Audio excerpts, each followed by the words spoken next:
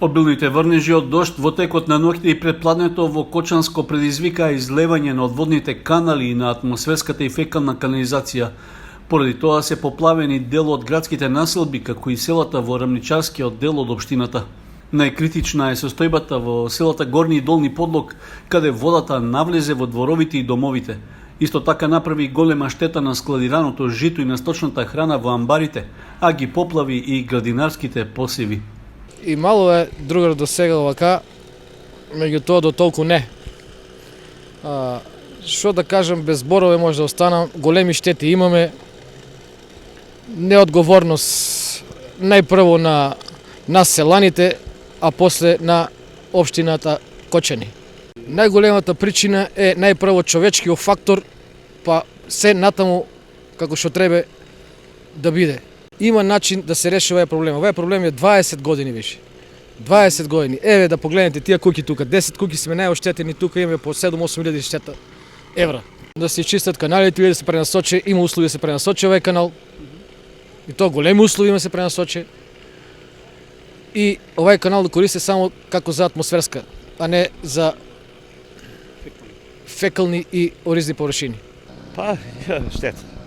Земјоделски производи, пипери, партиџани, зајци издавени, кокошки издавени, прасе издавено. Тоа е.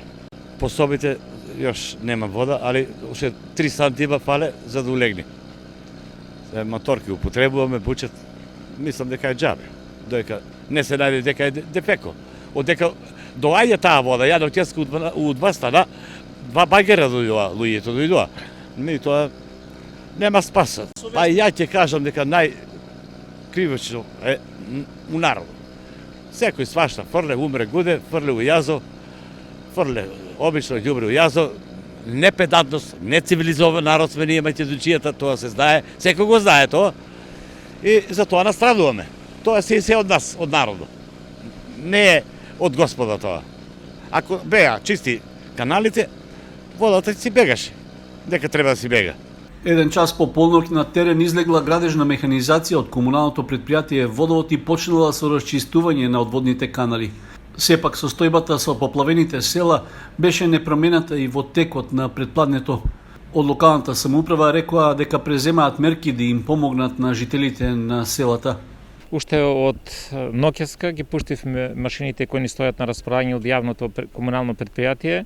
Беа на лице место и до раните утрински часови ги расчистува каналите колку што можеше, се со цел да се возможи нормален проток на водата и да бидат заштитени домовите колку што можат. Меѓутоа, како што гледате, сведоци сме и од утринево од 6 саат часот наутро добив нови повици и од истото време веќе јас сум тука постојано со луѓето. Видовме дека ситуацијата се влошува и дека покрај изливот на водоровите почна да влегува и во домовите. Ништо друго не ни преостануваше, освен да повикаме уште додатни машини на помош. Значи, од приватни компании земавме багери кои ни помогна да на едно место патот од Долни Подлог према Горни Подлог го пресечеме со цел да овозможиме побрзо истекување на водата од Горни Подлог, бидејќи селото навистина беше во незавидна положба. По расчистувањето на тој дел, дојдоа уште додатни машини кои помогнаа во расчистувањето на каналите и побрзо истекување на водата.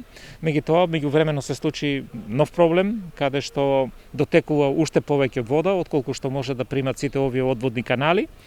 И во моментот бевме на лице место во местноста Слатина, во близина на Кочани, од каде што е констатирано дека истекува поголема количина на вода, значи има истекување на реката во нивите, а понатаму од нивите во каналите и ги поплавува овие две села, Горни и Долни Подлог. Значи критична е состојбата во најмногу во Горни Подлог, меѓутоа и во Долни Подлог ситуацијата како што гледате не е завидна.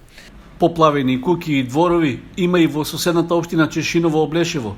Најголеми штети се забележани во општинскиот центар Облешево, а водата навлегла и во дел од домовите во селата Чифлик и Уларци.